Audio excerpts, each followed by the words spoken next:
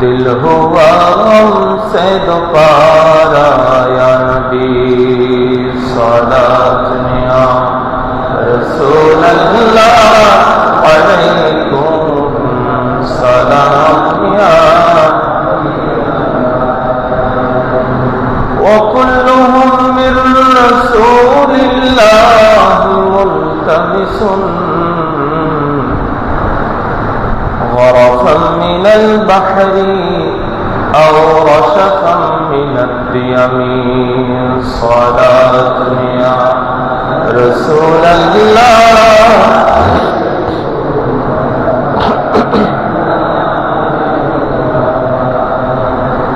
هو الحبيب الذي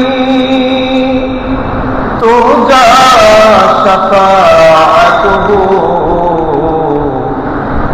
لكل هول من الأهوال مقتحمين صلاة يا رسول الله عليكم سلام يا أعوذ بالله من الشيطان الرجيم بسم الله الرحمن الرحيم يا أيها الذين آمنوا استعينوا بالصبر والصلاة إن الله مع الصابرين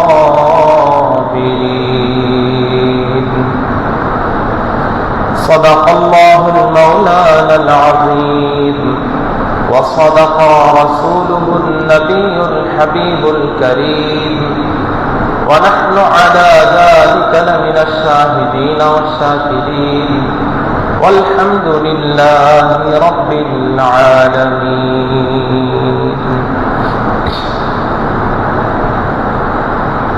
حاضران مجلس মুসল্লিয়ান কিরাম মুরব্বিয়ান আযম মাইকের মাধ্যমে দিনদার তাকওয়াবান পরহেজগার মা ও বোনেরা যারা শুনছেন রাহিমানি ওয়া রাহিমাকুমুল্লাহু তাআলা ফি দারাইন আসসালামু আলাইকুম ওয়া রাহমাতুল্লাহি ওয়া বারাকাতুহু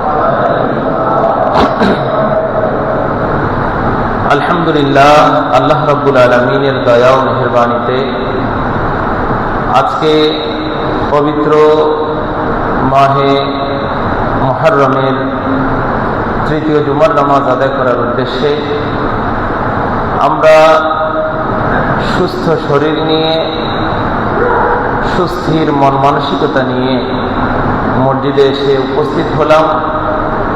আমরা সুযোগ পেয়েছি কোরআন ও হাদিসের আলোচনা শুনে নিজেদের ঈমান ও আকীদাকে মজবুত করার, সুযোগ পেয়েছি চরিত্রকে সংশোধন করার, সুযোগ পেয়েছি আমলকে পরিশুদ্ধ করার, আকীদাকে বিশুদ্ধ করার এবং জিকির আজকার বিলাগ কিয়াম মুনাজাতে অংশগ্রহণের। এজন্য সবাই আল্লাহর দরবারে কৃতজ্ঞতা জানিয়ে একবার বলি আলহামদুলিল্লাহ। দো জাহানের সরদার आक़ाए नामेदार हम गुनहगारों की खरीदार हुज़ूर पुरनूर सरकार दो आलम नूर मुजस्सम हज़रत मोहम्मद मुस्तफ़ा सल्लल्लाहु ताला अलैहि व अला आलिहि वसल्लम এবং রাসূলুল্লাহর আহলে বাইত আলে রাসূল সকলের প্রতি আমাদের দুরূদ ও সালামের হাদিয়া আল্লাহ রাব্বুল আলামিন কবুল করুক। সবাই বলি আমিন। আমি পবিত্র কালামুল্লাহ শরীফ থেকে একখানা আয়াতে কারিমা আপনাদের সম্মুখে তিলাওয়াত করার সৌভাগ্য অর্জন করেছি। আল্লাহ রাব্বুল আলামিন যদি তৌফিক দান করেন, রাসূল করিম সাল্লাল্লাহু তাআলা আলাইহি ওয়া আলা আলিহি ওয়াসাল্লাম যদি নজরে শফকত হাসিল হয়, আউলিয়ায়ে কামিলিন মাশায়েখিন হযরতের সাদাকায় এই আয়াত সংশ্লিষ্ট আলোচনার মাধ্যমে আজকের জুমার আলোচনা শেষ করার ইচ্ছা পোষণ করছি। ওয়ামা তাওফীকি ইল্লা বিল্লাহ আলাইহি তাওয়াক্কালতু ওয়া ইলাইহি উনীব। আল্লাহ জাল্লা মাজদুহু আমাদেরকে উদ্দেশ্য করে বলছেন, ইয়া আইয়ুহাল্লাযীনা আমানু, হে ঈমানদাররা, ইস্তাঈনু, তোমরা আল্লাহর কাছে সাহায্য চাও, বিসসবরি ওয়াস সালাহ, ধৈর্যের মাধ্যমে এবং নামাজের মাধ্যমে। ইন্নাল্লাহা মা'আস সাবিরিন, আল্লাহ তার ধৈর্যশীল বান্দাদের সাথে আছেন। সুবহানাল্লাহ। এটা হলো আয়াতের সরল অনুবাদ। এই আয়াতে আল্লাহ তাআলা আমাদেরকে আল্লাহর কাছে সাহায্য চাইতে বলেছেন, কিন্তু সাহায্য চাওয়ার ক্ষেত্রে মাধ্যম, ওয়াসিলা বানানোর জন্য আল্লাহ আমাদেরকে সবর এবং সালাত, ধৈর্য এবং নামাজকে মাধ্যম বানিয়ে আল্লাহর কাছে সাহায্য চাওয়ার শিক্ষা আল্লাহ আমাদেরকে দিয়েছেন। সুবহানাল্লাহ।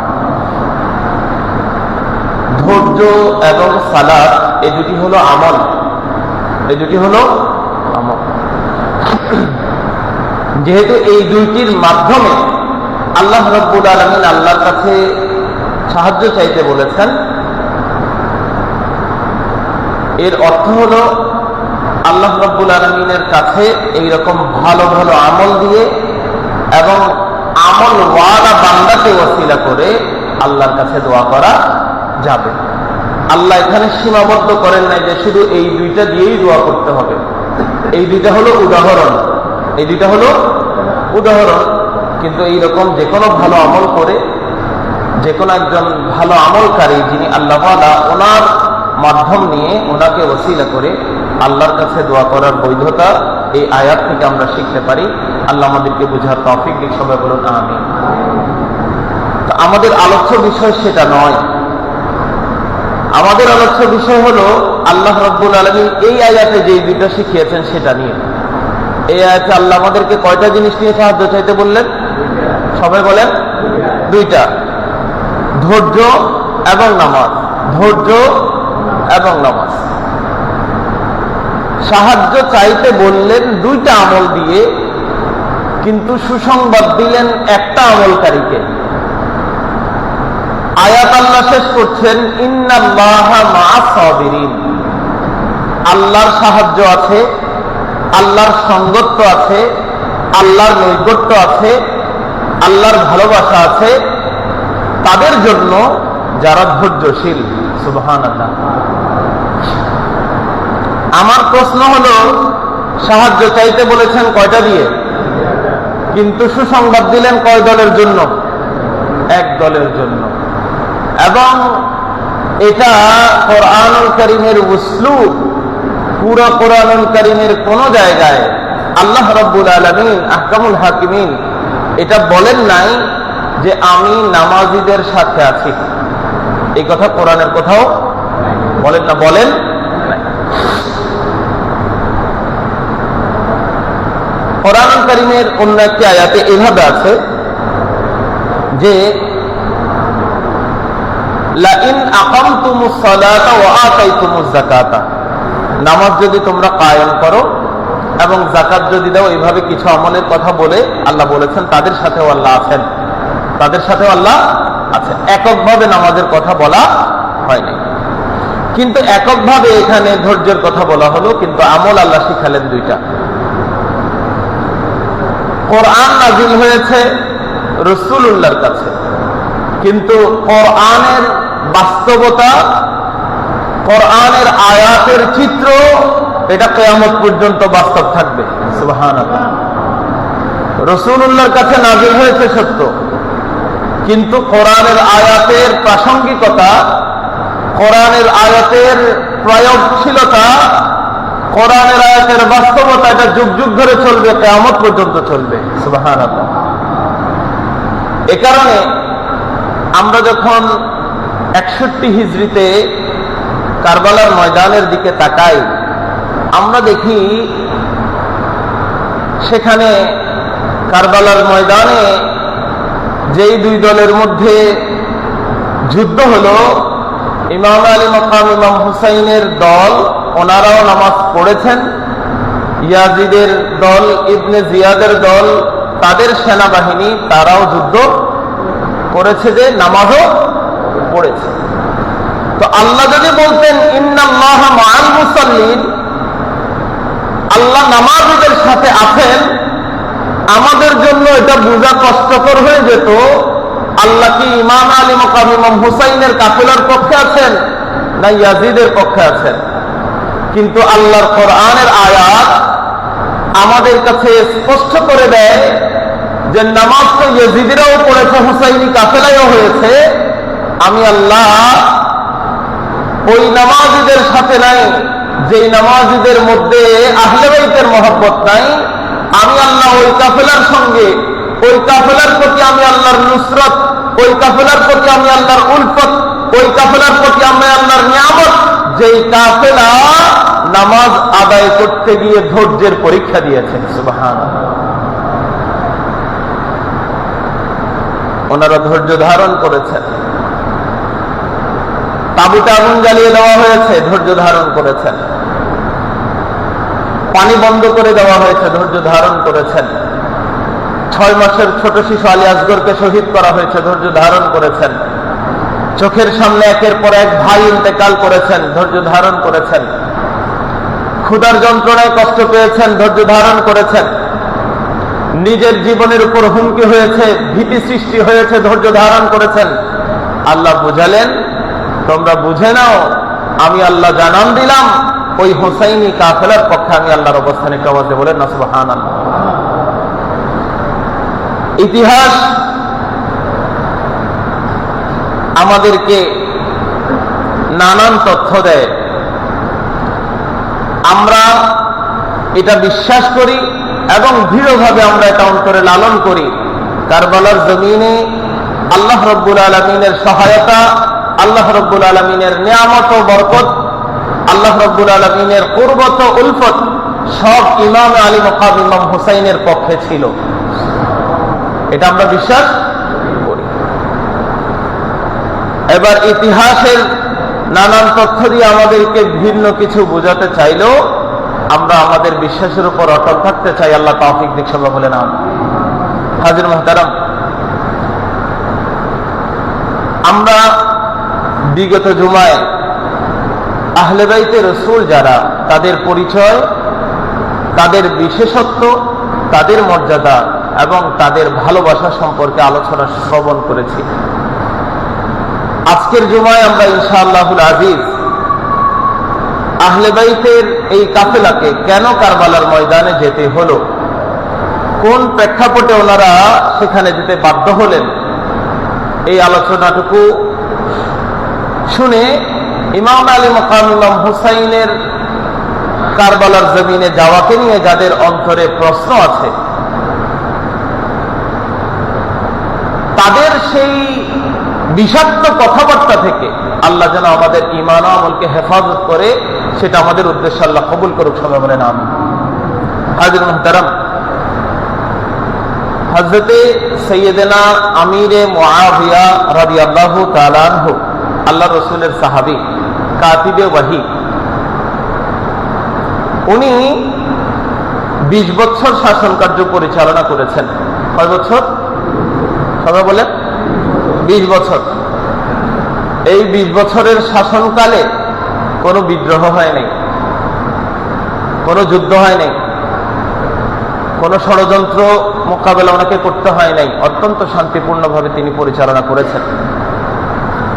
স্বাভাবিকভাবে ওনার ইন্তেকালের পরে ওনার এই শাসনভার কে গ্রহণ করবে, এটা একটা প্রশ্ন ছিল। এবং তিনি তার সভাসদদের সাথে পরামর্শ করে বিভিন্ন প্রদেশের গভর্নরদের সাথে মত বিনিময় করে তিনি সিদ্ধান্ত গ্রহণ করলেন যে তিনি তার পুত্র ইয়াজিদকে তার পরবর্তী শাসনভারের জন্য মনোনয়ন দিবেন। এটা তিনি সিদ্ধান্ত নিয়েছেন এবং এটা তিনি সবাইকে জানিয়ে দিয়েছেন। সবাইকে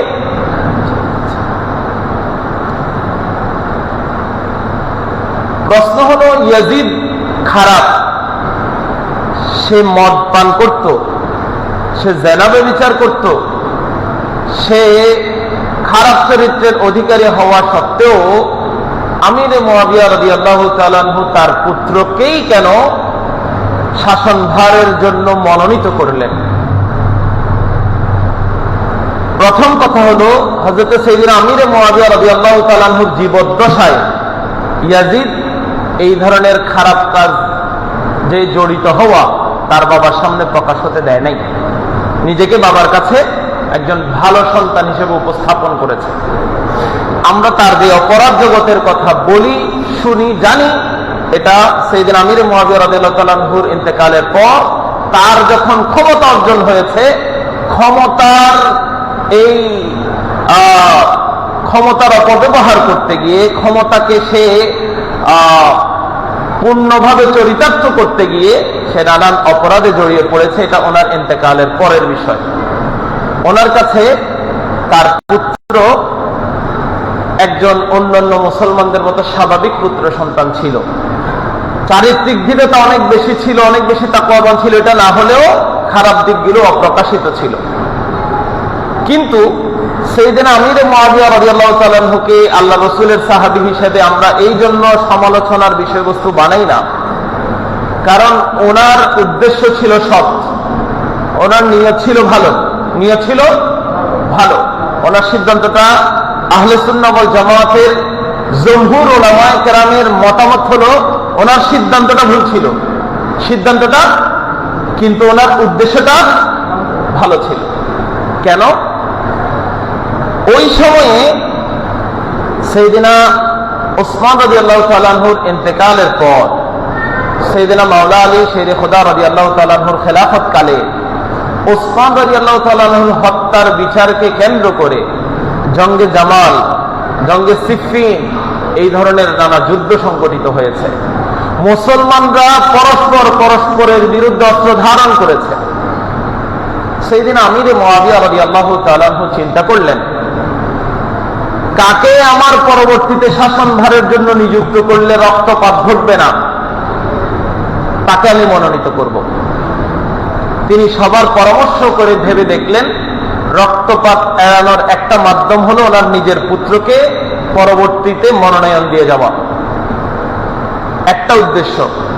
দ্বিতীয় উদ্দেশ্য হলো সাইয়্যিদনা উসমান যিনুরাইন রাদিয়াল্লাহু তাআলা আনহু ছিলেন উমাইয়া, কুরাইশদের মধ্যে উমাইয়া বংশের। কোন বংশের? উমাইয়া গোত্রের, কুরাইশ বংশের উমাইয়া গোত্রের। তো উমাইয়া গোত্রের একটা উত্থান হয়েছে সাইয়্যিদনা উসমান যিনুরাইন রাদিয়াল্লাহু তাআলা আনহুর সময়ে। আমিরে মুআবিয়া রাদিয়াল্লাহু তাআলা আনহু উমাইয়া বংশের। এখন এই উমাইয়া বংশের বিভিন্ন বড় বড় নেতৃত্বস্থানীয় ব্যক্তিরা বিভিন্ন প্রদেশে গভর্নর হয়ে আছে। উমাইয়াদেরকে ছাড়া অন্য কাউকে যদি উনি পরবর্তী শাসক হিসেবে মনোনয়ন দিয়ে যান, বিভিন্ন প্রদেশের নিযুক্ত গভর্নররা যারা উমাইয়া বংশের, তারা সবাই বিদ্রোহ করবে, মুসলমানদের মধ্যে পুনরায় রক্তপাত হবে।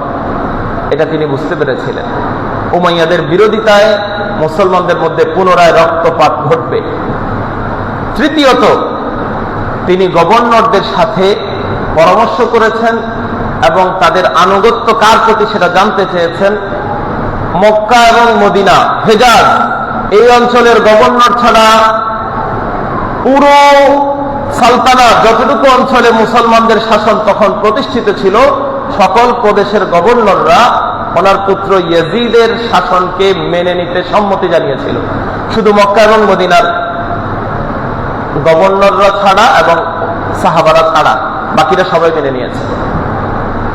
এই পরিস্থিতিতে উনি চিন্তা করেছেন রক্তপাত এড়ানোর জন্য, উমাইয়া এবং হাশিমি এই দ্বন্দ্ব পুনরায় সৃষ্টি না করার জন্য এবং গভর্নরদের বিদ্রোহ দমন করার জন্য উনি এটাকে ভালো মনে করেছিলেন যে ওনার পুত্রকেই খলিফতের জন্য পরবর্তীতে নিযুক্ত করে যাওয়া উনি ভালো মনে করেছেন। এটা ওনার ভালো নিয়ত ছিল, কিন্তু ওনার সিদ্ধান্তটাকে আহলে সুন্নাত ওয়াল জামাতের জমহুর উলামায়ে কেরাম ভুল বলেছেন। কি বলেছেন? কিন্তু ওনার নিয়তের ব্যাপারে কেউ কথা বলার কোনো সুযোগ নাই। তিনি আল্লাহ রাসূলের সাহাবী, ওনাকে নিয়ে সমালোচনা করার কোনো সুযোগ আমাদের নাই। তিনি যে ভালো নিয়ত তার অন্তরে ছিল, এটার একটা প্রমাণ বহন করে তার একটি দোয়া। আল বিদায়া ওয়ান নিহায়ার মধ্যে ইবনে কাসির উনি এই দোয়াটা উল্লেখ করেছেন। হযরতে সাইয়েদনা আমির মুআবিয়া রাদিয়াল্লাহু তাআলা আনহু যখন ওনার পুত্রকে পরবর্তী শাসনভারের জন্য মনোনয়ন দিলেন, তখন তিনি আল্লাহর কাছে একটা দোয়া করেছেন, আল্লাহুম্মা ইন কুনতা তা'লামু, আয় আল্লাহ তুমি আমার অন্তরের খবর জানো। আল্লাহ জানে কিনা? আল্লাহ জানেন। তিনি বলছেন, আল্লাহুম্মা ইন কুনতা তা'লামু আন্নী ওয়াল্লাইতুহু লিআন্নাহু ফীমা আরাহু আফলুন লিযালিক ফাআতিহিম লাহু মা ওয়াল্লাইতুহু।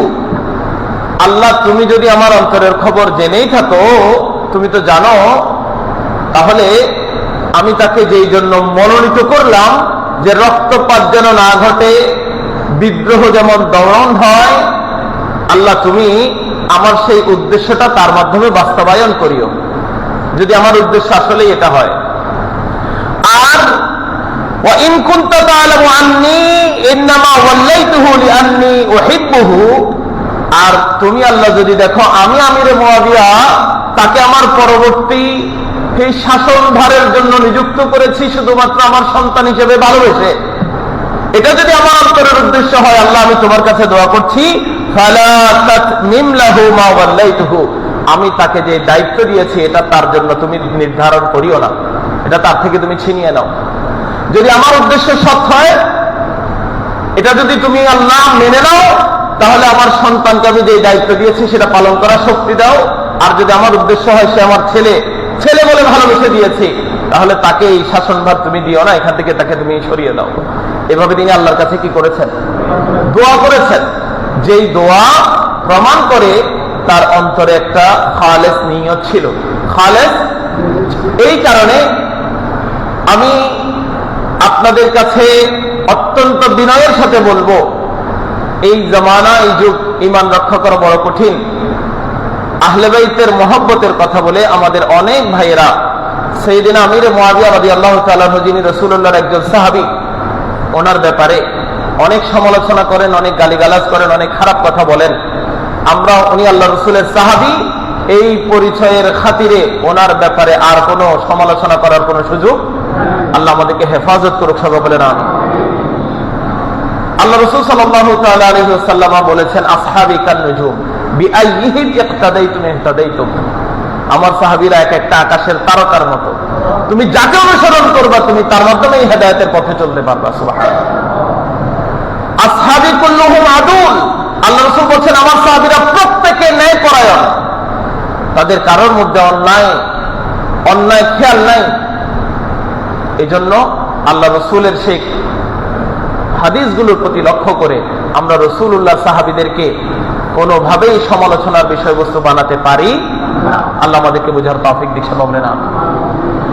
উনি ইয়াজিদকে মনোনয়ন দিয়েছেন, এটা তিনি সবার কাছে প্রচার করেছেন।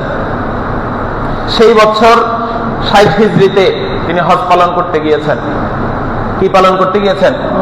হজ পালন করতে যখন গিয়েছেন, সেখানে রাসূলের সাহাবীরাও সবাই হজ করতে গিয়েছেন। তো ওনার কাছে ৫ জন বিশেষ ব্যক্তি এই ব্যাপারে তার কাছে জানালেন যে আপনার এই মনোনয়নটা সঠিক হয় নাই, আপনি এটা পুনর্বিবেচনা করবেন। আপনি এটা কারণ এটা এখনো সিদ্ধান্ত হয়ে যায় নাই, আপনি আমাদেরকে জানিয়েছেন, এখনো চূড়ান্ত হয় নাই, আমরা আপনাকে জানাচ্ছি আপনি এটার ব্যাপারে পুনর্বিবেচনা করবেন, এটা সঠিক সিদ্ধান্ত হয় নাই। ওই ৫ জন সাহাবী কারা?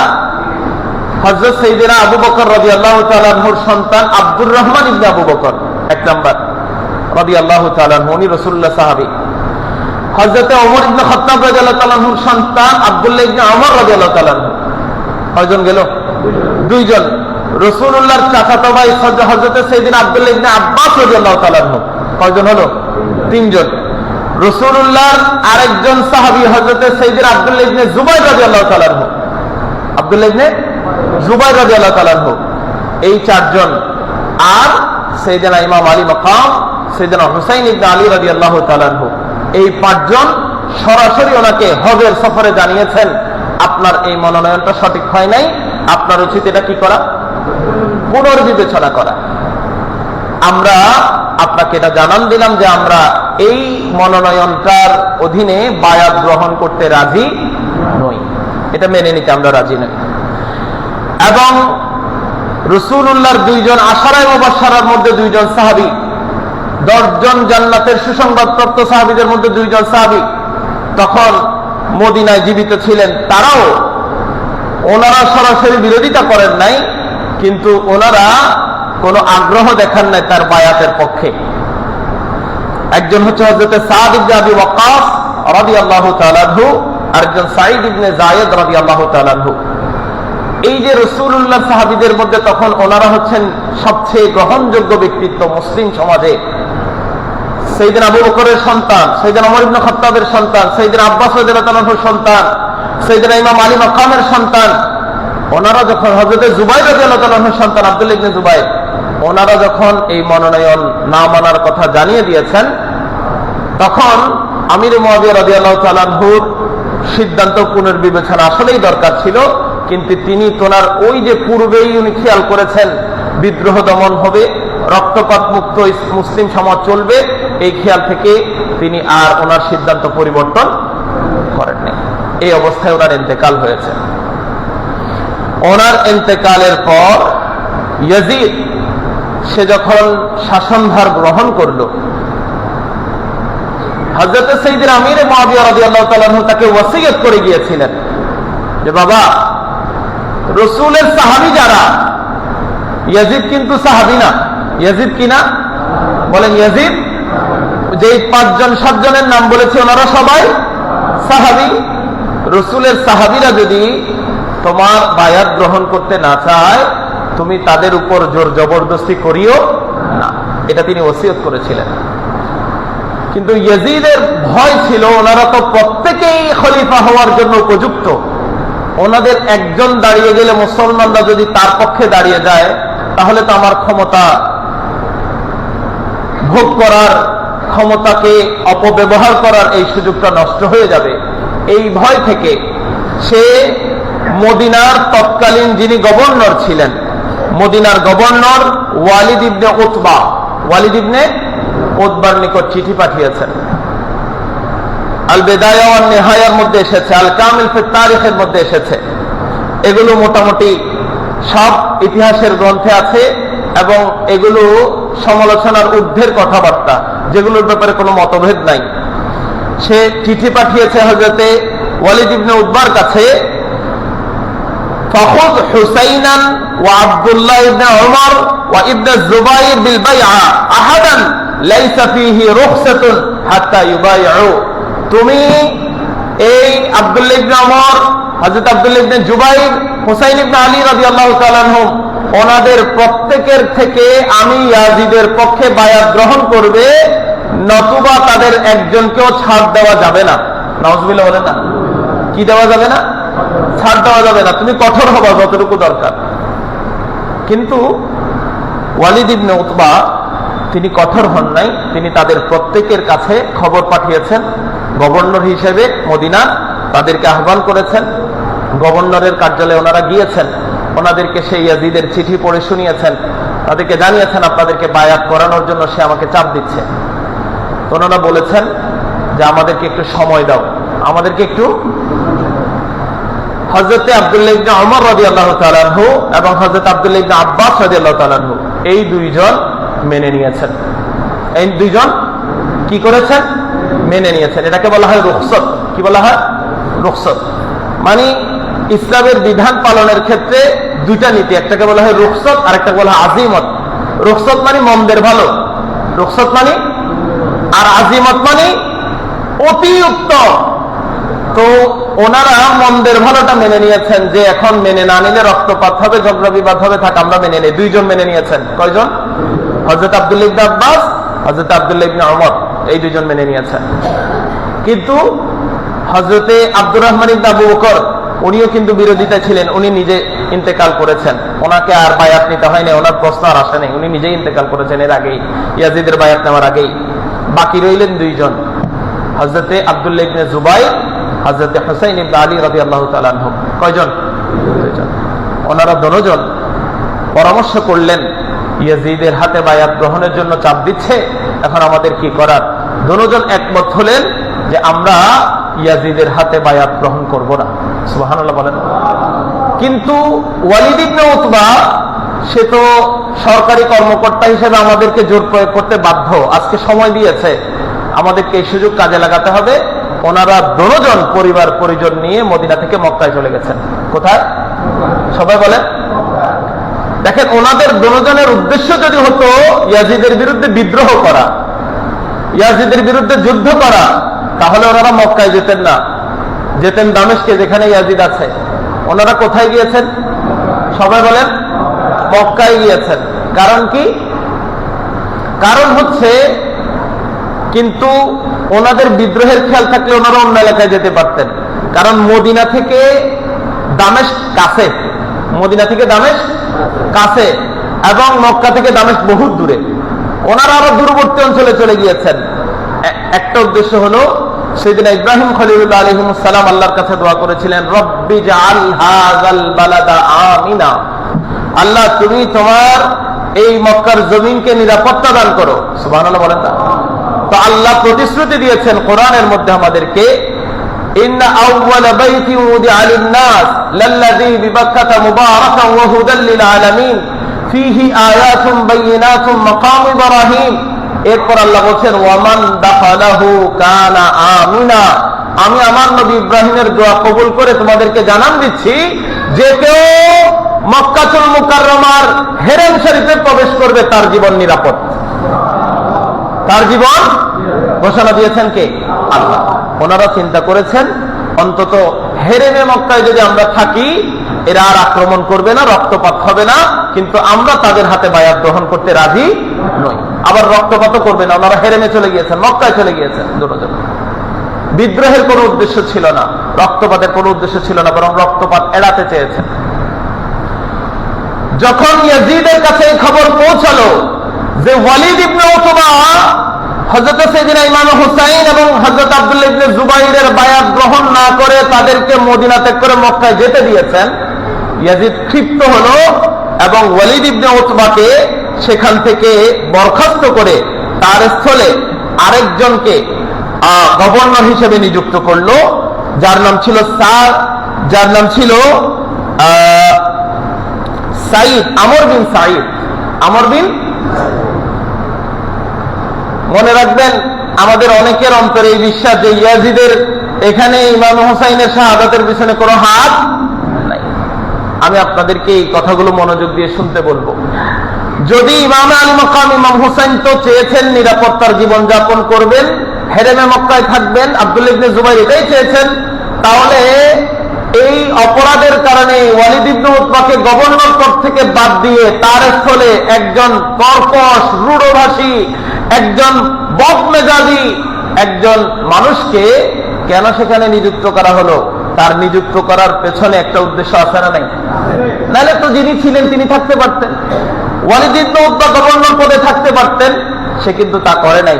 তাকে পরিবর্তন করে সেখানে আমর বিন সাইদকে নিযুক্ত করেছে, যে অত্যন্ত কঠোর একজন ব্যক্তি ছিল এবং যে ইয়াজিদ যা বলবে তা করবে সেই রকম ব্যক্তিকে সেখানে নিযুক্ত করা হয়েছে। নাউজুবিল্লাহ বলেন না?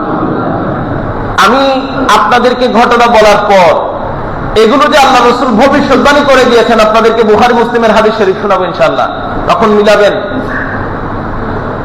ইয়াজিদ ওয়ালিদ ইবনে উতবাকে গভর্নর পদ থেকে বাদ দিয়ে আমর বিন সাইদকে নিযুক্ত করলো। হযরত সাইয়েদনা হুসাইন রাদিয়াল্লাহু তাআলা আনহু এবং সাইয়েদনা আব্দুল্লাহ ইবনে জুবাইর দুজন কোথায়?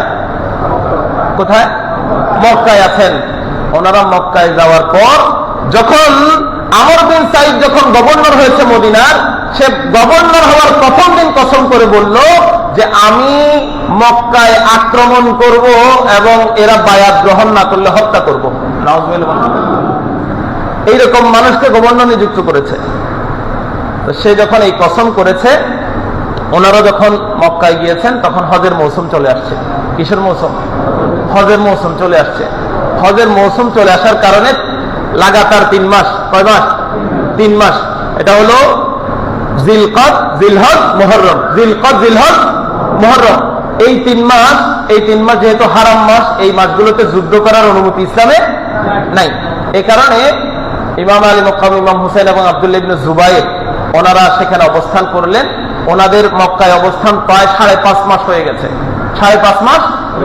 কিন্তু ওনারা খবর পেয়েছেন মুহররম মাস শেষ হওয়ার সাথে সাথে, মুহররম মাস শেষ হওয়ার, হারাম মাস শেষ হওয়ার সাথে সাথে এই আমর বিন সাঈদ, যাকে মদিনার গভর্নর নিযুক্ত করা হয়েছে, সে মক্কায় আক্রমণ করবে এবং আমাদেরকে হত্যা করবে।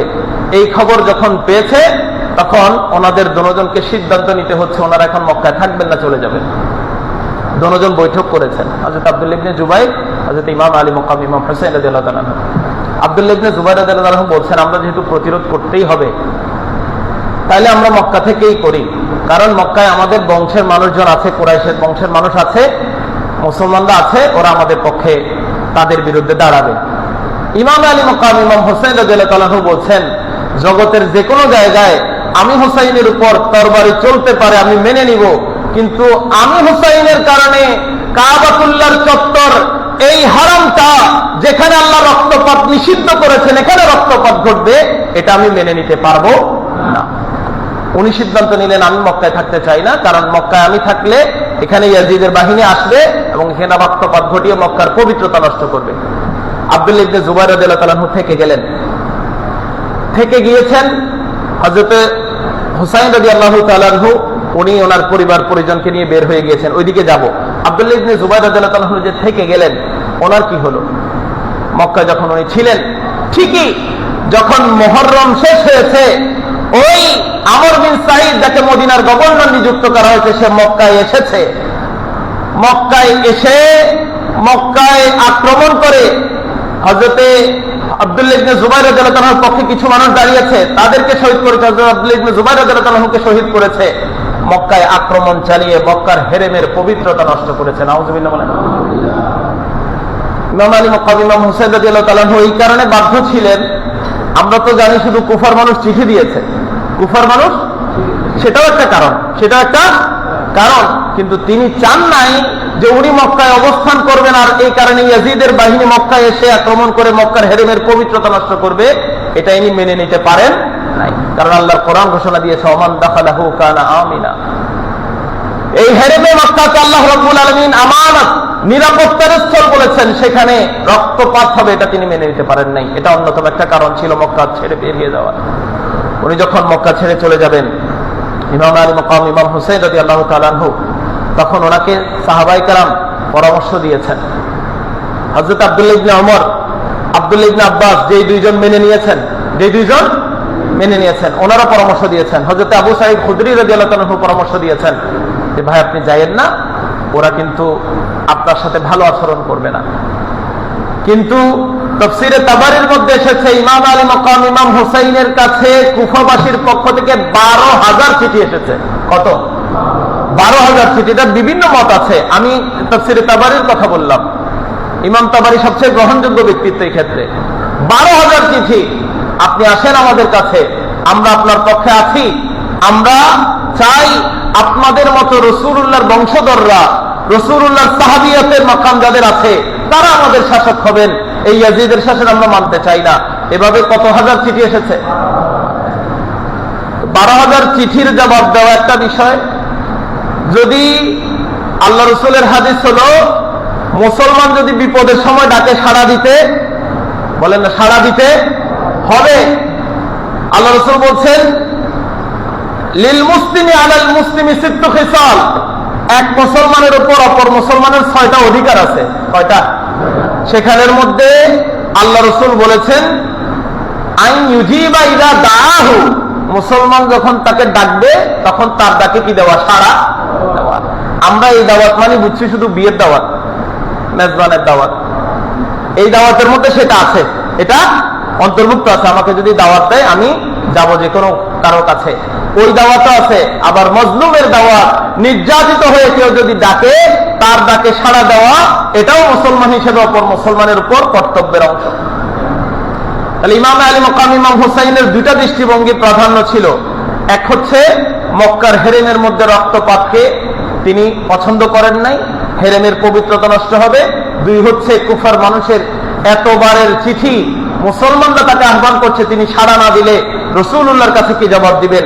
এই দুইটা বিষয় ওনার কাছে ছিল, কিন্তু সাহাবায়ে কেরাম যখন নিষেধ করেছেন, পরামর্শ দিয়েছেন, তখন তিনি সাহাবায়ে কেরামের পরামর্শে হযরতে সাইয়্যিদানা মুসলিম বিন আকিল রাদিয়াল্লাহু তাআলা ওনার চাচাতো ভাই মুসলিম বিন আকিল রাদিয়াল্লাহু তাআলা কে কুফায় পাঠিয়েছেন। ভাই সাহাবীরা তো আমাকে নিষেধ করছে যেতে, আপনি একটু আগে কুফায় যান, অবস্থা অবলোকন করেন, আপনি যদি অবস্থা অনুকূলে বলেন তাহলে আমি যাব, নাইলে আমি যাব না। হযরতে মুসলিম বিন আকিল কুফায় গিয়েছেন। উনি কুফায় যখন গিয়েছেন, কুফার গভর্নর নোমান বিন বশির, নরম দিলের মানুষ, রসুলের আহলে বাইতের প্রতি অন্তরে মহব্বত, এই জন্য হযরতে মুসলিম বিন আকিল রাদিয়াল্লাহু তাআলা কুফায় গিয়েছেন। 12,000 মানুষ, কত মানুষ? আল বিদায়া ওয়ান নিহায়া এসেছে, 12,000 মানুষ ওনার হাতে হাত রেখে বায়াত হয়েছে। বায়াত মানে ওরা চুক্তি করেছে, ওরা কথা দিয়েছে, ওয়াদা দিয়েছে, আমরা ইমাম হুসাইনের পক্ষে আছি, ওনাকে আসতে বলেন। কত হাজার মানুষ? আবার এমন 40,000 মানুষ ছিল যারা বলেছিল ইমাম হুসেনকে আসতে বলেন, ওনার হাতেই আমরা বায়াত দিব, আপনি তো ওনার প্রতিনিধি, আমরা ওনার পক্ষে আছি, ওনাকে আসতে বলেন। মোট কত হলো? 62,000, 52,000, কত? 12,000 মানুষ তো বায়াত গ্রহণ করেই ফেলেছে ইমাম মুসলিম বিন আকিলের হাতে। তো ইমাম মুসলিম বিন আকিল চিঠি পাঠিয়েছেন, ভাই আমি তো আপনার আদেশে আসলাম, এখানে তো পরিবেশ ভালো, মানুষ আপনার হাতে বায়াত নেওয়ার জন্য প্রস্তুত, আমার হাতে আপনার পক্ষে 12,000 মানুষ বায়াত নিয়েছে, আপনি আসেন। তখন ইমাম হুসাইন রাদিয়াল্লাহু তাআলা আনহু মক্কার সাহাবীদেরকে জানালেন, আপনারা ভয় করেছিলেন আমি গেলে ওরা আমার সাথে খারাপ আচরণ করবে, আমি অবস্থা খবর নিয়েছি, আমার ভাই মুসলিম বিন আকিলকে পাঠিয়েছি, উনি সংবাদ পাঠিয়েছেন অবস্থা অনুকূলে, আমি যাচ্ছি, কারণ আমি হেরমে মক্কার পবিত্রতা নষ্ট হতে দিতে চাই না। আবার আল্লাহ রাসূল যদি জিজ্ঞেস করে, আমার উম্মতের এতগুলো উম্মত তোমাকে ডাকলো, তুমি সাড়া দাও নাই কেন তাদের ডাকে, সেটার জবাব আমি দিতে চাই। এই বলে তিনি পরিবার পরিজন এবং মুহিব্বিন মুতাআল্লিকিনদেরকে নিয়ে উনি কুফার উদ্দেশ্যে রওনা করেছেন। কোথাকার উদ্দেশ্যে? কুফার উদ্দেশ্যে রওনা করেছেন। কুফা যাওয়ার পথে সেদিন ইমাম হুসাইন রাদিয়াল্লাহু তাআলা আনহু ইবনে জিয়াদ, আপনারা যারা মনে করেন ইয়াজিদের কোনো হাত নাই, তাদের জন্য আরেকটা তথ্য আপনাদেরকে জানিয়েছি। মদিনায় ওনারা বায়াত গ্রহণ না করার কারণে মদিনার গভর্নরকে পদচ্যুত করে নতুন গভর্নর দেওয়া হয়েছে, এটা আমরা বুঝতে পারছি। এবার কুফার ক্ষেত্রে দেখেন, কুফার মধ্যে গভর্নর ছিলেন নোমান বিন বশির। উনি যেহেতু মুসলিম বিন আকিলকে বাধা দেয় নাই, ওনার হাতে 12,000 মানুষ বায়াত নিয়েছে, এই খবর ইয়াজিদ জানার পর নোমান বিন বশিরকেও গভর্নর পদ থেকে পদচ্যুত করে সেখানে জালেম বদবক্ত, যার কলমের মধ্যে রাসূলুল্লাহর আহলে বাইতের প্রতি বিন্দু মাত্র ভালোবাসা ছিল না, সম্মান ছিল না, সেই রকম উবাইদুল্লাহ ইবনে জিয়াদের মতো একজন পাষণ্ড মানবকে সেখানে কুফার গভর্নর নিযুক্ত করেছে। নাউজুবিল্লাহ বলেন। তো সে যদি আহলে বাইতের রাসূলের প্রতি খারাপ খেয়াল নাই থাকতো, এইরকম পাষণ্ড জালেমদেরকে গভর্নর নিযুক্ত করত না। আপনাদেরকে বুঝতে হবে, নোমান বিন বশিরকে পদচ্যুত করে উবাইদুল্লাহ ইবনে জিয়াদকে কুফার গভর্নর বানানো হলো। উবাইদুল্লাহ ইবনে জিয়াদ পাষণ্ড জালেম, 3 দিনের মধ্যে পরিবেশ পরিবর্তন করে ফেলছে, মানুষের উপর জুলুমের স্ট্রিং রোলার চালিয়ে মানুষের মত ঘুরিয়ে দিয়েছে। কাউকে আর ইমাম হুসাইনের পক্ষে, ইমাম আলী মাকামের পক্ষে বায়াত গ্রহণের জন্য আর রাজি করানো যাবে না। কাউকে ঘুষ দিয়েছে, কাউকে হত্যার ভয় দেখিয়েছে, কাউকে সন্তান হত্যার ভয় দেখিয়েছে, কাউকে ঘর পুড়িয়ে দেওয়ার ভয় দেখিয়েছে। সবাই যারা ইমাম আলী মাকামের প্রতিনিধি হিসাবে মুসলিম বিন আকিলের হাতে বায়াত নিয়েছিল, সবাই তার পাশ থেকে চলে গিয়েছে। ওনার ভাই মুসলিম বিন আকিল রাদিয়াল্লাহু তাআলা আনহুকে ওনার 2 ছোট পুত্র সহ সেখানে শহীদ করে দেওয়া হয়েছে। ইন্না লিল্লাহি ওয়া ইন্না ইলাইহি রাজিউন। এই খবর যে মুসলিম বিন আকিলকে হত্যা করা হয়েছে, 12,000 বায়াত গ্রহণকারীকে মত পরিবর্তন করে দেওয়া হয়েছে, এই খবর যেন ইমাম হুসাইনের কাছে না যায়, সেজন্য সে কুফার সীমান্ত অঞ্চলে সেনাবাহিনীদেরকে নিযুক্ত করেছে। এই খবর মদিনায় যাওয়া যাবে না, এই খবর হুসাইন রাদিয়াল্লাহু তাআলা আনহুর কাছে যাওয়া যাবে না। হুসাইন রাদিয়াল্লাহু তাআলা আনহু খবর পান নাই, উনি যাত্রা করছেন কুফার উদ্দেশ্যে। যখন তিনি কুফার সীমান্তে পৌঁছেছেন, তখন সীমান্ত রক্ষীদের মধ্যে একজন ছিল হুর বিন ইয়াজিদ। হুর বিন ইয়াজিদ সে বলল, আপনি যাইয়েন না কুফায়, সেখানে আপনার সাথে ভালো আচরণ করা হবে না। সবকিছু খুলে বলে নাই, তিনি খবর পেলে বুঝতে পারলেন কুফার পরিবেশ নষ্ট হয়ে গেছে, এখন আর যাওয়ার পরিস্থিতি নাই। ইমাম আলী মাকাম ইমাম হোসেন রাদিয়াল্লাহু তাআলা সিদ্ধান্ত নিলেন, ঠিক আছে কুফায় যেহেতু আমি যাব না, মক্কা থেকে চলে এসেছে, আমি প্রতিমধ্যে আছি, ঠিক আছে আমি সরাসরি কথা বলবো ইয়াজিদের সাথে। তিনি কুফার থেকে রাস্তা পরিবর্তন করে দামেস্কের দিকে রওনা করেছেন ইয়াজিদের সাথে দেখা করার জন্য। কার সাথে? ইয়াজিদের সাথে দেখা করার জন্য। কিন্তু ওই ইবনে জিয়াদ, যাকে কুফার গভর্নর নিযুক্ত করা হয়েছে, সে চিন্তা করল, না ইয়াজিদের কাছে গেলে হয়তো সেখানে বিষয়ের সমাধান হয়ে যাবে, আমি এটা হতে দিতে পারি না। সে বাহিনী প্রেরণ করে ইমাম হুসাইন রাদিয়াল্লাহু তাআলা যে দামেস্কের পথে যাত্রা করেছেন, কুফার পথ থেকে রাস্তা পরিবর্তন করে প্রায় 65 কিলোমিটার চলে গিয়েছেন। ফোরাত নদীর তীরে কারবালার স্থানে তাদের পথ রোধ করে ওই বাহিনী দিয়ে তাদেরকে আবদ্ধ করা হয়, না তোমাকে যেতে দেওয়া হবে না, তোমাকে এখানে দাঁড়িয়েই বায়াত গ্রহণ করতে হবে। নাউজুবিল্লাহ বলেন না। এই হলো প্রেক্ষাপট। এই প্রেক্ষাপটে ইমাম আলী মাকাম ইমাম হোসেনকে কারবালার জমিনে যেতে হয়েছে। এবার আমার প্রশ্নের উত্তর দেন, উনি কি বিদ্রোহ করার উদ্দেশ্যে গিয়েছেন? যুদ্ধ করার উদ্দেশ্যে গিয়েছেন? ইমাম আলী মাকাম ইমাম হোসেন পবিত্র মক্কাতুল মুকাররমার হেরেমের মর্যাদা রক্ষার জন্য গিয়েছেন। কুফাবাসীকে মুসলমান মনে করে মুসলমানদের প্রাণের দাবি তাদের সাড়া দেওয়ার জন্য, তাদের আহ্বানে সাড়া দেওয়ার জন্য গিয়েছেন। কিন্তু সেখানে তার প্রতিরোধ করে তাকে জুলুমের শিকার হতে হয়েছে। আমরা এরপর থেকে ইনশাআল্লাহ পরবর্তী জুমায় জানবো সেদিন কি ঘটেছিল কারবালার জমিনে। আজকের যে আলোচনা, ইয়াজিদের প্রতি আমাদের যে সফট কর্নার, একটু নিম্নে ভাব, তার মনে হয় সম্পৃক্ততা নাই, সে মনে হয় এটার সাথে জড়িত না, এরকম কোনো প্রমাণ নাই। আমি আপনাদেরকে রাসূলুল্লাহর ভবিষ্যৎবাণীর হাদিসগুলো শোনাতে চাই।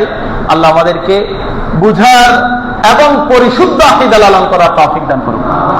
আজ মুহতারাম, হযরত সাইয়্যিদিনা রাসূল মকবুল সাল্লাল্লাহু তাআলা আলাইহি ওয়াসাল্লামকে আল্লাহ রাব্বুল আলামিন দুনিয়ার জগতে কি হয়েছিল, কি হচ্ছে, কিয়ামত পর্যন্ত কি হবে, সমস্ত কিছুর ইলম দিয়েছেন। সুবহানাল্লাহ। এটা আমরা আহলে সুন্নাত ওয়াল জামাতের বিশ্বাস। আল্লাহ রাসূলকে আল্লাহ সব জানিয়েছেন। আল্লাহ রাসূল আল্লাহর দেওয়া জ্ঞান বলে, আপনার যার মনে হয় যে শিরিক হচ্ছে তার উদ্দেশ্যে বলছি, যে মনে করেন যে রাসূল সব জানাটা শিরিক তার উদ্দেশ্যে বলছি, আল্লাহর দেওয়া জ্ঞান বলে তিনি জেনেছেন, এখানে শিরক হওয়ার কিছু নাই। আল্লাহ জানিয়েছেন, আপনার আপত্তি থাকলে আল্লাহর কাছে করবেন। আল্লাহ রাসূল সাল্লাল্লাহু আলাইহি ওয়াসাল্লাম, আমি যে হাদিসটা শোনাচ্ছি এটা আবু দাউদ শরীফের 4646 সহিহ সনদের মধ্যে কোনো দুর্বলতা নাই। আল্লাহ রাসূল জানিয়েছেন, সাইয়্যিদানা সাফিনা রাদিয়াল্লাহু তাআলা আনহা হাদিসের বর্ণনাকারী, আমার রাসূল বলেন, খিলাফাতুন নবুওয়াতি 30 সানা, আমি নবীর পর আমি নবীর খলিফা যারা, এই সময় চলবে 30 বছর। কত বছর? 30 বছর। সুম্মা ইউতিল্লাহুল মুলকা, আল্লাহ রাব্বুল আলামিন এরপরে কাউকে বাদশা বানিয়ে দিবেন, কাউকে বাদশা বানিয়ে দিবেন। কয় বছরের কথা বলেছেন রাসূল? 30 বছরের কথা। সাইয়েদিনা সিদ্দিক আকবর রাদিয়াল্লাহু তাআলা আনহুর 2.5 বছর, সাইয়েদিনা ওমর রাদিয়াল্লাহু তাআলা আনহুর 10 বছর, সাইয়েদিনা উসমান ইবনে নুরাইন রাদিয়াল্লাহু তাআলা আনহুর 12 বছর, মাওলানা আলী শেরে খুদা রাদিয়াল্লাহু তাআলা আনহুর প্রায় 6 বছর মিলিয়ে, এবং সাইয়েদিনা ইমাম হাসান মুজতবা রাদিয়াল্লাহু তাআলা আনহু, উনি তামির মুআবিয়া রাদিয়াল্লাহু তাআলার সাথে সন্ধি করেছেন, এর আগ পর্যন্ত সময়কে মিলে বরাবর কাটায় কাটায় 30 বছর হয়েছে। সুবহানাল্লাহ। কয় বছর হয়েছে? রাসূলুল্লাহ জানিয়ে গিয়েছেন। শুধু কি এটাই না, রাসূল মকবুল সাল্লাল্লাহু তাআলা আলাইহি ওয়াসাল্লামের সাহাবী সাইয়েদিনা আবু হুরায়রা রাদিয়াল্লাহু তাআলা আনহু বলছেন, বুখারী শরীফের 120 নম্বর হাদিস, হাফিজতু মিন রাসূলিল্লাহি সাল্লাল্লাহু আলাইহি ওয়াসাল্লাম আইনে, আমি রাসূল মকবুল সাল্লাল্লাহু তাআলা আলাইহি ওয়াসাল্লাম থেকে 2 পাত্র জ্ঞান অর্জন করেছি। কয় পাত্র? 2 পাত্র জ্ঞান অর্জন করেছি।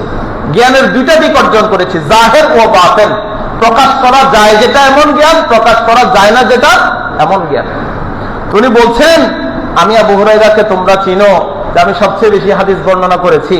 শুনো, আমি আবু হুরায়রা, ফাআম্মা আহাদুহুমা ফাবাসাতুহু, আমি ওই 2 ধরনের জ্ঞানের একটা শুধু তোমাদেরকে জানিয়েছি। কয়টা? একটা। যেটা প্রকাশ করা যায় সেই হাদিস শুধু তোমাদেরকে শুনিয়েছি, সেটা তোমরা বর্ণনা করছো। কিন্তু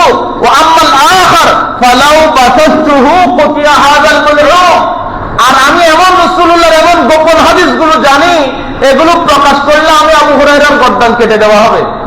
সুবহানাল্লাহ বলেন। উনি দুই ধরনের জ্ঞান জানতেন। বুখারী শরীফের হাদিস বলছি, সেই আবু হুরায়রা রাদিয়াল্লাহু তাআলা আনহু যিনি বলছেন আমি গোপন জ্ঞানও জানি, প্রকাশ্য জ্ঞানও জানি। উনি বলছেন রাসূল করিম সাল্লাল্লাহু তাআলা আলাইহি ওয়াসাল্লাম, এটা বুখারী শরীফের আরেকটা হাদিস আপনাদেরকে শোনাচ্ছি, আপনারা যেহেতু হাদিসের সনদ নিয়ে যেন কোনো আমাদের প্রশ্ন না থাকে। আল্লাহ রাসূল সাল্লাল্লাহু তাআলা আলাইহি ওয়াসাল্লাম ইরশাদ করেছেন, হালাকু আমরি উম্মতি আলা ইয়াদি গলমাতিন মিন কুরাইশ। আমার উম্মতের এই শান্তিপূর্ণ ইসলামী শাসন ব্যবস্থার ধ্বংস কুরাইশের এক অল্প বয়সের যুবকের হাতে হবে। নাউজুবিল্লাহ বলেন না। তো সাইয়েদনা আবু হুরায়রা রাদিয়াল্লাহু তাআলা আনহু এই হাদিস আমাদেরকে জানিয়ে দিয়েছেন, এবং আল্লাহ রাসূল সাল্লাল্লাহু তাআলা আলাইহি ওয়াসাল্লাম এই সাহাবী আমাদেরকে বলেছেন যে উনি বাজারে গিয়ে এইভাবে আল্লাহর কাছে দোয়া করতেন। এটা ফাথুল বারী বুখারী শরীফের এই হাদিসের ব্যাখ্যার মধ্যে এসেছে, ফাথুল বারীর মধ্যে এসেছে। উনি বাজারে গিয়ে বলতেন, আল্লাহুম্মা ইন্নী আউযু বিকা মিন রাসি সিফির ওয়া ইমারাতিস সিবিয়ান। আমি 60 হিজরি থেকে তোমার কাছে পানা চাই আল্লাহ, এবং 60 হিজরিতে যেই বখাটে যুবকের হাতে ক্ষমতা থাকবে তার ক্ষমতার শাসন থেকে আমি তোমার কাছে পানা চাই। আল্লাহ ওনার দোয়া কবুল করে 60 হিজরির আগে ওনাকে ইন্তেকাল দান করেছেন। সুবহানাল্লাহ। তো উনি যখন এই হাদিস বলেছেন, যে এটা বুখারী শরীফের হাদিস, যে আল্লাহ রাসূল বলেছেন কুরাইশদের এক অল্প বয়স্ক বখাটের হাতে আমি রাসূলের দ্বীনের এই শান্তিপূর্ণ শাসন ব্যবস্থার অবসান ঘটবে। সেই হাদিসের মধ্যে মারওয়ান তাকে বলল, রাসূল কি কুরাইশের কথা বলছে? রাসূল মনে হয় শুধু বখাটে যুবকের কথা বলছে। উনি বলছেন না, আমি আবু হুরায়রা চাইলে ওয়ালাউ শিতু, আমি যদি চাই আমি কিন্তু অমুকের পুত্র অমুক নাম সহ বলে দিতে পারবো। সুবহানাল্লাহ। বুখারী শরীফের হাদিস বলছে আপনাদের, অমুকের পুত্র অমুক এটা সহ বলে দিতে পারবো। রাসূলুল্লাহ ভবিষ্যদ্বাণী করে গিয়েছেন, এবং একটা হাদিসের মধ্যে সরাসরি ইয়াজিদের নাম চলে এসেছে। ইয়াজিদের নাম এসেছে। হাদিসের সনদ এটা অনেকগুলো গ্রন্থে অনেকগুলো সনদে এসেছে, কিন্তু আমি যেই সনদে বলছি এটা মকবুল সনদ, সহিহ সনদ। আল্লাহ রাসূল সাল্লাল্লাহু তাআলা আলাইহি ওয়াসাল্লামের এই হাদিসটা আপনার মুসনাদ আবু ইয়ালার মধ্যে সহিহ সনদ এসেছে, অন্যান্য কিতাবের মধ্যে সনদের দুর্বলতা আছে। আমি উভয়টা জানিয়ে দিলাম। আল্লাহ রাসূল বলেছেন, লা ইয়াজালু আমরা উম্মতি কাইমান বিল কিসত। আমার উম্মতের অবস্থা ন্যায়ের উপর থাকবে, শান্তিপূর্ণ থাকবে, ভালো থাকবে। হাত্তা ইয়াকুনু আউয়ালু মান ইয়াসলিমুহু রাজুলুম মিন বানি উমাইয়া ইউকালু লাহু ইয়াজিদ। এমন ভালো অবস্থাকে যে নষ্ট করে দিবে, নকশাত করে দিবে, সে বনি উমাইয়ার একটা ছেলে যার নাম হবে ইয়াজিদ। নাউজুবিল্লাহ বলেন না। আমি আপনাদেরকে হাদিসের বর্ণনা কোথায় কোথায় হয়েছে এটা বলি, সময় শেষ। এই হাদিস মুসনাদ আবু ইয়ালার মধ্যে এসেছে সহিহ সনদে, মুসনাদে বাজ্জারের মধ্যে এসেছে, ইমাম বাইহাকি দালাইলুন নবুওয়াতের মধ্যে এনেছেন, ইবনে হাম্মাদ তার ফিতানের মধ্যে এনেছেন, ইমাম দাইলাবি মুস্তাদ আল ফিরদাউসের মধ্যে এনেছেন, ইমাম হারিস আল মুস্তাদের মধ্যে এনেছেন, ইবনে কাসির আল বিদায়া ওয়ান নিহায়ার মধ্যে এনেছেন, ইবনে হাজার আসকালানি মাতালিবুল আলিয়ার মধ্যে এনেছেন, ইমাম হাইসাবি মাজমাউল জাওয়াইদের মধ্যে এনেছেন। অসংখ্য অগণিত হাদিসের এবং তারিখের কিতাবে এই হাদিস বর্ণিত হয়েছে, এবং মুসনাদ আবু ইয়ালার সনদের মধ্যে কোনো দুর্বলতা নাই। আল্লাহ রাসূল তার নাম সহ বলে দিয়ে গেছেন। সুবহানাল্লাহ। এই কারণে আপনি তাকে ভালো মনে করেন, দোষী সাব্যস্ত না করেন, তার কোনো দায় নাই, মনে করেন আমার কিছু আপত্তি নাই, আমি রাসূলুল্লাহর কথায় বিশ্বাসী।